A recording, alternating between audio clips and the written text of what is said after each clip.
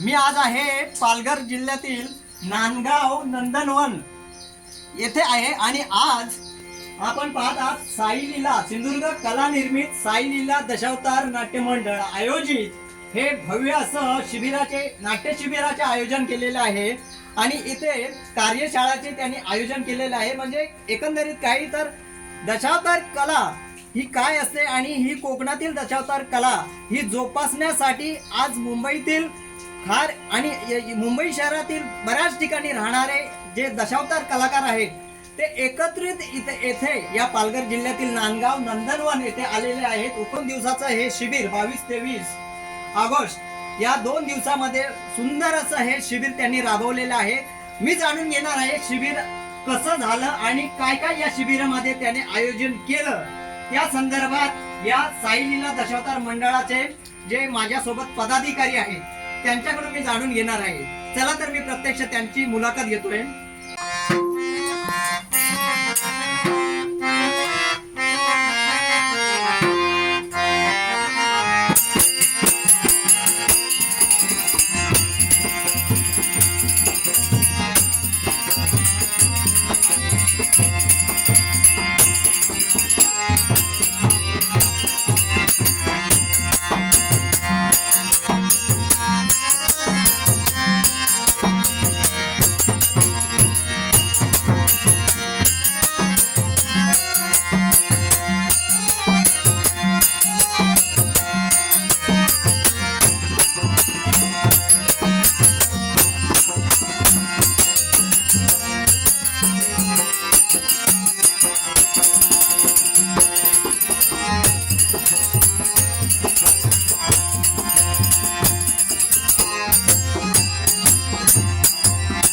सुंदर असं आहे गणेश स्तवन ही म्युझिक जी ऐकली ती ही सुरुवातीला दशावतार ज्यावेळी चालू करायचं असतं त्यावेळी ही म्युझिक किंवा हे जे नाट्यसंगीत जे वाजवलं गेलं ते अशा पद्धतीने किती सुरेल आणि व्यवस्थित झालेलं आहे आणि या ऐकतानाच मन भारावून जाते।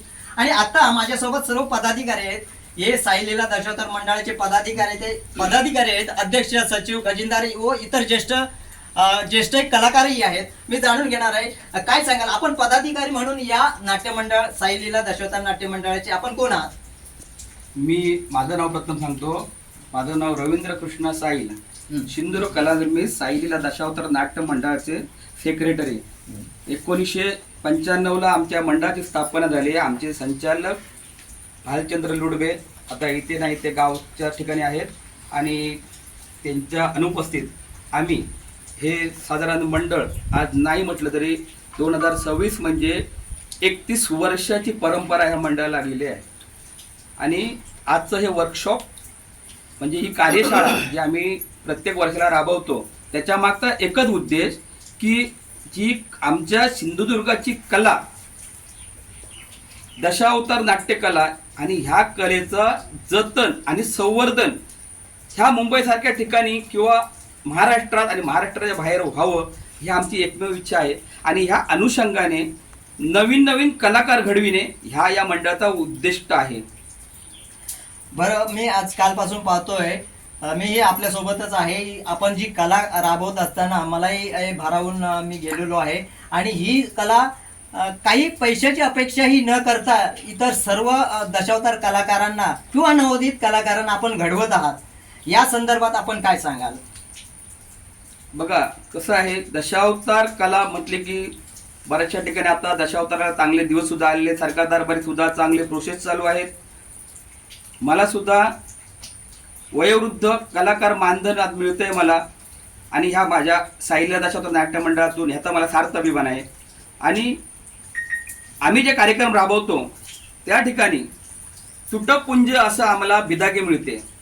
आज दशावतार एवढा फास्ट झालेला आहे तरी सुद्धा प्रत्येकाच्या आज कोशुम जो असतो, वेशभूषा, रंगभूषा, गाडी खर्च हा आजच्या दशावतारा लोकांना हे परवडत नाही, तरी पण आम्ही तुटपुंज अशा कार्यक्रम करतो का तर आमची कला अबाधित राहिली पाहिजे, ह्या कलेचं जतन झालं पाहिजे ही आमची मुळात अपेक्षा असते। आणि ही वर्कशाळा सुद्धा आता ही कार्यशाळा जी आम्ही राबवली आहे ती सुद्धा मोफत प्रशिक्षण देतोय। हा मंडळातून जे आमच्या मंडळातून जे काही पैसे राहतात किंवा आम्ही खिशातून कॉन्ट्रीब्युशन करून ही वर्गशाळा कार्यशाळा आम्ही चालू ठेवलेली आहे. खरंच आहे. यांनी आता साहिल यांनी सांगितल्याप्रमाणे ही प्रत्येक कलाकाराच्या अंगावर जे कॉस्ट्युम असतो, उदाहरणार्थ पोशाख जे असतात, मग ते फेटा असेल, त्यांना रंगवण्यासाठी लागणारे कलर असतील, त्यांना इतर काही पोशाखामधील जे सगळी वेशभूषा जी असते ती कमीत कमी 4-5 हजाराचा एक व्यक्ती ते धारण करत असतो आणि साधारण तो अंगावर आपल्या एक 8 ते 10 किलो वजनाचं ते अंगावर ते पेलवत असतो. अशा पद्धतीने एखादी व्यक्ती ज्यावेळी भूमिकेमध्ये उतरते त्यावेळी ही सर्व ते त्याने धारण केलेलं असतं. तरीही ती लोककला जिवंत ठेवावी या हेतूने तो धडपडत असतो. काय सांगाल आपण? आपलं नाव सांगा. माझं नाव पुनाजी चंद्रकांत नाईक, सिंधुदुर्ग जिल्ह्यातील सावंतवाडी ओटवणे या गावातील आहे मी. अच्छा. खरोखरच सिंधुदुर्गाला दशावतारांची खाण म्हटली जाते आणि अशी बरीच नररत्न तयार झाली. आणि आम्ही जे आज साईलीला दशावतार नाट्य मंडळ गेली 30 वर्षाची परंपरा लाभलेली संस्था आहे, मंडळ आहे. आणि या मंडळात आम्ही वर्षानुवर्षे दरवर्षी नवोदित कलाकार घडवण्याचं कार्य करतो. कसं म्हणजे त्यांना पुराणं शिकवलेलं, पुराणाचा अभ्यास त्यांच्याकडनं करून घेतला जातो. संवाद कसा करावा, अभिनय कोणत्या तऱ्हेने करावा याचं प्रशिक्षण आम्ही देण्याचं कार्य. म्हणजे एकंदरीत या 2 दिवसाच्या या शिबिरामध्ये आपण हे सर्व कलाकारांना, नवोदित कलाकारांना आपण शिकवलं आहात. एकंदरीत काय तर भावी पिढी, तरुण पिढी नवीन आत्मसात करावं, नवीन पौराणिक गोष्टींचं त्यांना ज्ञान व्हावं या उद्देशांचं हे तुमचं हे शिबिर होतं. हा, तर अशा पद्धतीने जे शिबिर आयोजन केलं त्याबद्दल इतर काही स्तरावरून आपल्यास काही मदत मिळते का? शासनाकडून काही तुम्हाला आता सध्या मदत आहे का? नाही, शासनाकडून आम्हाला तरी सध्या काही नाही. हे आम्ही करतो स्वखर्चातून, मंडळाच्या खर्चातून आम्ही हे करतो आहोत की पुढील भविष्यात जी पिढी आहे ती कुठेतरी आमचं दशावताराचं नाव राहिलं पाहिजे. साऱ्या जगाला कळलं पाहिजे दशावतार म्हणजे काय आहे, ही परंपरा राहावी याच्यासाठी ही धडपड आहे. बरोबर. माझ्यासोबत अध्यक्ष आहेत बागे साहेब. काय सांगाल बागे साहेब? नमस्कार. आज आपण किती वर्ष अध्यक्ष म्हणून या साईलीला नाट्य मंडळावर आहेत? प्रथम पुन्हा एकदा नमस्कार. माझे नाव विजय महादेव बागवे. कुडाळ तालुक्यातील कुजबे हे आमचं छोटंसं गाव आहे. आणि ही जी कला आहे दशावतार कला ही पूर्णतः कोकणातील कला म्हणून ओळखली जाते. आणि ही कोकणातच न राहता कोकणाच्या बाहेरही किंवा महाराष्ट्राच्या बाहेर या कलेचा प्रसार आणि प्रचार व्हावा या उद्देशाने मुंबईत आल्यानंतर उपजित असलेली ही आमची कला आम्हाला इथेही स्वस्त बसू दिली नाही. आणि म्हणून मुंबईत आल्यानंतर या मंडळाची कळत नकळत उभारणी झाली. गेली 30 वर्ष साईलीला दशावतार नाट्य मंडळ, सिंधुदुर्ग कला निर्मित साईलीला दशावतार नाट्य मंडळ म्हणून एकाला जोपर्यंत अविरत कार्य करतो आहोत. या कार्याच्या माध्यमातून उद्दिष्ट एकच आहे की या कलेचा जसं म्हटल्याप्रमाणे प्रसार प्रचार महाराष्ट्राबाहेरही झाला पाहिजे. एवढंच नव्हे तर देशाबाहेरही सुद्धा कसा होऊ शकेल किंवा कसा करता येईल याचाही विचार या मंडळाच्या माध्यमातून आम्ही सातत्याने करत असतो. त्यासाठी सरकारच्या दालनामध्ये सुद्धा आजच्या घडीला जर बघितलं तर या दशावतार कलेला प्रोत्साहन देण्यासाठी काही पावलं उचलली गेली आहेत. हीच पावलं जर आम्हाला लावली अशी तर याच्याही पेक्षा आम्ही या कलेचा प्रसार प्रचार कसा चांगल्या पद्धतीने करू शकतो यासाठी आम्ही अविरत प्रयत्न करू.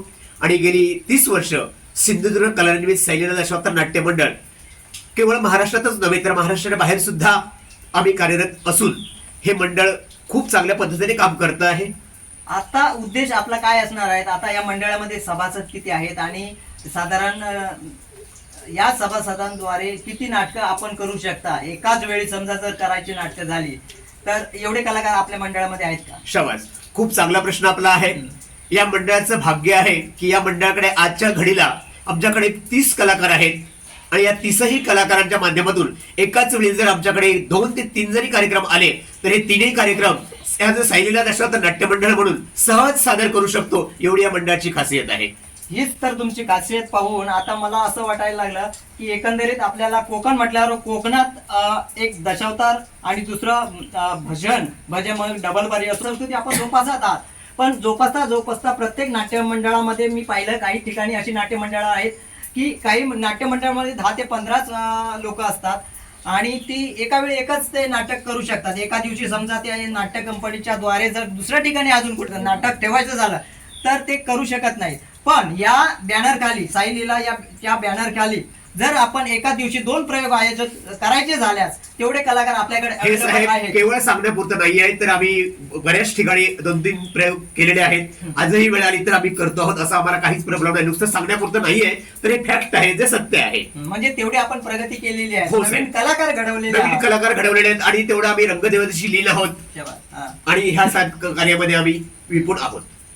धन्यवाद. तर हे होते अध्यक्ष या मंडळाचे. मी दयानंद सदैव कांबळे. मी आहे तसा कोल्हापूर जिल्ह्यातला. क्या बात आहे. अरे हा. कारण मला एक ह्या दशावताराची एक आवड हा. म्हणजे लहानपणी मी कोकणातच होतो शाळेत आणि ती आवड निर्माण झाली कारण माझे मामा पण होते या दशावतार क्षेत्रात आणि त्याची मला आवड असल्या कारण मी या साई लीला या सावंत गोविंद सावंत यांच्या मार्फत या साई लीलामध्ये मी आलो. कारण यांच्या मला प्रशिक्षणासाठी 2 दिवस बोलवलं तेव्हा मी आलो. मला चांगलं वाटलं आणि हा मला दशावतार करण्याची इच्छा आहे. खरोखर मी हे दशावतार करेन असे मला. एक अभिमानास्पद गोष्ट यांचा असणारे हे साई हसनेगाव माझं हसनेगाव हसनेगाव कोल्हापूरमध्ये ही दशावतार कला आपल्या नाही आहे, परंतु ते मुंबईत स्थायिक असल्यामुळे त्यांच्या नसानसात ही दशावतार कला पाहून ही दशावतार कला भिनलेली आहे. एकंदरीत सांगायचे काय तर अशी ही दशावतार कला आहे कोकणातील म्हणा किंवा ही जी पौराणिक कला आहे ती कशी जिवंत राहावी या उद्देशाने सुद्धा यांनी एक पाऊल पुढे टाकलेलं आहे. माझ्यासोबत अजून काही कलाकार आहेत. यांच्या या मुली आहेत, 2 मुली आहेत आणि त्यांचा मुलगा आहे. अशा पद्धतीने सुंदर असं त्यांनाही आवड आहे या दशावतार कलेचे. याबाबत तुम्ही काय सांगाल? नमस्कार, माझं नाव स्नेहल रवींद्र साईल. हे माझं लग्न आधीचं नाव आणि आताचं नाव आहे स्नेहल आदित्य नागती. आणि मी माझ्या पप्पांना बघूनच नाटकासाठी प्रेरित झाले आणि त्यासाठी मी कॉलेजमध्ये असताना थिएटर वगैरे केले, कॉलेजचे कॉम्पिटिशन्स वगैरे. पण दशावतारात यायची आवड मला माझ्या पप्पांकडून आणि माझ्या आजोबांकडून, काकांकडून लागली आहे. आणि पप्पाच मला माझे दशावतार शिकवतात. आणि आत्ताच मी या साईला दशावतार नाट्य मंडळाचे सभासद झाले, त्याबद्दल सगळ्यांना धन्यवाद. माझी अशी खूप इच्छा आहे की दशावतारामध्ये अजून काहीतरी चांगलं शिकायची आणि सगळे मला शिकवतात आणि सगळे सोबत करतात. म्हणजे एक पाऊल पुढे टाकण्याची इच्छा झालेली आहे. मी दशावतार कलेमध्ये आले आहे कारण का हा माझा म्हणजे जन्मदात आहे माझ्याकडे, कारण का माझ्या वडिलांकडून आलेला आहे. फक्त ती मला अजून खूप शिकायचं आहे त्यामध्ये. माझं लग्नाआधीचं नाव रसिका रवींद्र साईल आणि लग्नानंतरचं नाव रसिका रुपेश गोठणकर. मी असं म्हणेल की आमचं पूर्ण कुटुंब आजोबांपासून ते आमच्या वडिलांपर्यंत आता आम्हीही त्यात उतरले आहोत. प्रयत्न करू आणि ही संस्कृती पुढे चालवायचा नक्कीच प्रयत्न करू. माझ्यासोबत अजून ज्येष्ठ कलाकार आहेत. नाव सांगा. मनोज पांगम. आणि आपण काय सांगाल या संदर्भात? नमस्कार, माझं नाव मनोज यशवंत पांगम. माझं गाव आहे सावंतवाडी तालुक्यातील साटेली म्हणून. मला मुळात सांगायचं काय की दशावतार हे करताना माझ्या वडिलांचा विरोध होता. म्हणजे तोंडाला रंग जर फुसला तर घरात यायचं नाही. पण मला त्या गोष्टीची आवड होती आणि त्याच्यामुळे मी या क्षेत्रात उतरलो आणि दशावतार कलेला जसं जमेल त्या पद्धतीने सादरीकरण करतोय. दुसरी गोष्ट, आमचं सिंधुदुर्ग कलानिर्मित साई लीला दशावतार नाट्य मंडळ हे 1995 पासूनचं मंडळ आहे. खरोखरच जे फाउंडेशन म्हणून मेंबर होते त्यांनी अहोरात्र याच्यासाठी मेहनत घेतली आणि ही संस्था उभी केली. आजच्या घडीला ह्या आमच्या मंडळाकडे जवळजवळ 30 सभासद आहेत, सभासद आणि कलाकार सुद्धा. तर आमचा ह्या मंडळाचा उद्देश एकच आहे की ही दशावतार कला, कोकणातली ही संस्कृती कुठंतरी साता समुद्रापकडे जावी. ज्याप्रमाणे मालवणी भाषेसाठी मच्छिंद्र कांबळे यांनी ती कला साता समुद्राकडे नेली, तोच उद्देश या आमच्या साई लीला दशावतार नाट्य मंडळाचा आहे. आणि म्हणून आम्ही अशा तऱ्हेचे शिबिरं वगैरे घेऊन नवोदित कलाकारांना शिकवण्याचं कार्य करतो. माझ्याबरोबर माझे ज्येष्ठ कलाकार अविनाश बागवे पण आहेत. आता या ठिकाणी आम्ही 4 प्रशिक्षक म्हणून होतो. या मंडळाचे सेक्रेटरी रवींद्र साईल, अविनाश बागवे, मी स्वतः मनोज पांगम आणि आमचे ज्येष्ठ कलाकार अरुण नाईक. आणि ह्या मंडळाला उभारी देण्याचं कार्य कोण करत असेल तर आमच्या मंडळातले एक कलाकार शत्रुघ्न सावंत म्हणून आहे. खरोखरच त्यांनी आज ह्या मंडळासाठी रात्रंदिवस मेहनत करून हे मंडळ कसं पुढे नेता येईल आणि या मंडळाची दिशा कशी राहावी याचं उत्कृष्ट उदाहरण म्हणून हे शत्रुघ्न सावंत म्हणून त्यांच्याकडे आज पाहिलं जात आहे. आज नवोदित कलाकारांना भाषण कसं करायचं, ते शब्दकोश कसा असतो याचं प्रात्यक्षिक ते दाखवतायत आणि ते व्हॉट्सअपद्वारे पण त्याचा उपयोग करतायत सगळ्यांसाठी. खरोखरच हे मंडळ आमचं आहे. हे मंडळ कुठेतरी नवीन पिढी पुढे जावी आणि आमच्या मंडळाचं, आमच्या संस्थेचं नाव भविष्यात कुठेतरी चांगल्या पद्धतीने यावं हाच एक आमच्या मंडळाचा उद्देश. आणि म्हणून आम्ही अशा तऱ्हेची प्रत्येक वर्ष शिबिरं घेऊन, याच्यासाठी आम्हाला कुठल्याही गव्हर्नमेंटकडून कुठल्या आमदार खासदारकडून मानधन मिळत नाही. आमचीच संस्था याच्यासाठी खर्च करून अशा प्रकारचे हे शिबिर आयोजित करतात. तर काय सांगाल, आज तुमचं खरंच श्रेय या नाट्य शिबिर राबवण्यामागे दिसतं. श्रेय तर सर्वांचं असेल, पण त्यामागे मूळ श्रेय तुमचं दिसायला लागलंय.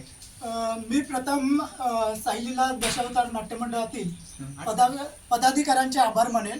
कारण मुळात बघायला गेला तर मी दशावतारमध्ये कधी काम केलं नाही आणि मुळात म्हणजे फक्त माझे मामा कुंद्याचे बाळा चव्हाण म्हणून कुंद्यामध्ये काम करायचे आणि त्यांच्यामुळे फक्त आम्हाला एक आवड दशावताराबद्दल होती आणि खारला आम्ही राहायला होतो आणि त्या ठिकाणी आम्ही 1994 मध्ये साईलीला दशावतार नाट्यमंडळ याच्यातर्फे मणिबेन चाळमध्ये खार येथे आम्ही शापित गंधर्व हा दशावतार प्रथम सादर केला.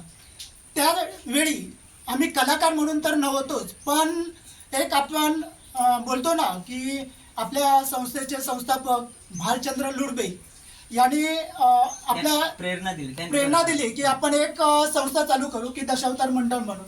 आणि त्या अनुषंगाने आम्ही सर्व एकत्र आलो.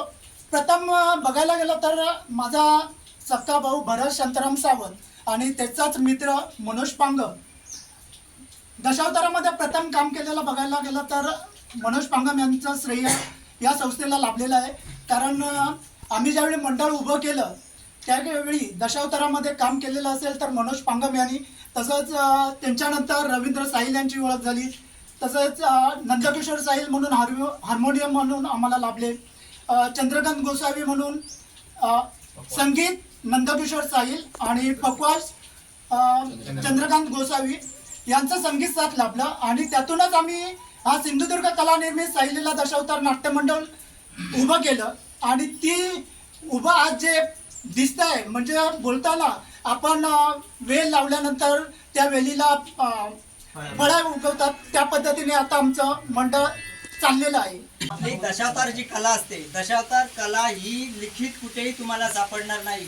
एखाद्या महान पौराणिक नाटकाचा पुस्तकं वाचल्यानंतर, जे वाचन केल्यानंतर त्या वाचनाच्या अनुषंगाने जी आपण संहिता जी लिखतो, ती संहिता लिहिण्याचे काम सुंदर पांगम आणि हे त्यांचे ज्येष्ठ कलाकार आहेत अविनाश बागवे यांनी सुंदर असे आज 2 दिवसात 2-3 नाटकं बसवलेली आहेत. त्यांनी आधी त्या स्टोरीच्या अनुषंगाने काही पॉइंट्स काढले आणि ते त्यानंतर त्यांनी ती स्टोरी कशी करायची हे ठरवलं. काय सांगशील या बाबतीत तुझं वाचन आणि याबाबत कसं काय केलं आहे सर्व? नमस्कार, माझं नाव अविनाश चंद्रकांत बागवे. सिंधुदुर्गातील कुडाळ तालुक्यात कुंदे गावात माझं वसतिस्थान किंवा राहण्याचं ठिकाण आहे. मुंबईमध्ये नालासोपाऱ्याला राहतो. आता काही वर्ष मी 3 वर्ष जवळपास गावी आहे कामानिमित्त. तर आता आपण सिंधुदुर्ग कला निर्मित साईलीला दशावतार नाट्य मंडळ यांच्या वतीने या शिबिरासाठी सर्वजण इथे जमा आहेत. तर कसं असतं, दशावताराला संहिता नाही आहे, कुठल्याही प्रकारचं कुठेही लिहिलेलं नसतं.